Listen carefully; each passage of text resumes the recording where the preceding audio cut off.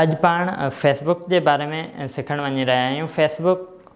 हिकिड़ो digital platform है जैसे असां नवनि माण्हुनि सां मिली सघूं था, असां नवनि माण्हुनि खे पंहिंजी फ्रेंड लिस्ट में ऐड करे सघूं था, पाण अहिड़नि माण्हुनि सां मुलाक़ात करे सघूं था जंहिं पाण कॾहिं तसवुरु बि नाहे कयो। इहो फेसबुक ई आहे जंहिं पूरी दुनिया जे माण्हुनि खे पाण में ॻंढियो आहे। पाण हिक ॿिए जा शयूं, हिक ॿिए जा कल्चर, हिक ॿिए जो रहणी कहणी जेका आहे उहा फेसबुक जे ज़रिए बि सिखी सघूं था। मिसाल जे तौरु असां जेकॾहिं अमेरिका न आहे ॾिठी, असां जेकॾहिं ऑस्ट्रेलिया न आहे ॾिठी, असां जेकॾहिं चाइना न आहे ॾिठी, लेकिन इहो सभु कुझु असां जेकॾहिं वर्चुअली फेसबुक ते उन्हनि माण्हुनि सां कनेक्ट थी करे उन्हनि खां सिखणु चाहियूं, उन्हनि खे ॾिसणु चाहियूं, उन्हनि जो रीतियूं रस्मूं ॾिसणु चाहियूं त असां आसानी सां ॾिसी सघूं था। इन ई तरीक़े सां जेकॾहिं असां पंहिंजो कल्चर, असां जेकॾहिं पंहिंजी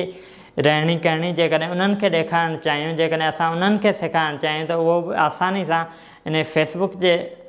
इस्तेमालु कंदे असां सेखारे सघूं था। फेसबुक हिकिड़ो वाइड पाण वॾी लेवल ते हिकिड़ो प्लेटफॉर्म आहे जंहिंजे ज़रिए असां हज़ारे माण्हुनि सां, पूरी दुनिया जे माण्हुनि सां कनेक्ट थी सघूं था ऐं उन्हनि सां ॻाल्हाए सघूं था, उन्हनि सां चैट करे सघूं था, उन्हनि सां पंहिंजा एक्सपीरियंसिस शेयर करे सघूं था, उन्हनि खां सिखी सघूं था, उन्हनि खे सेखारे सघूं था।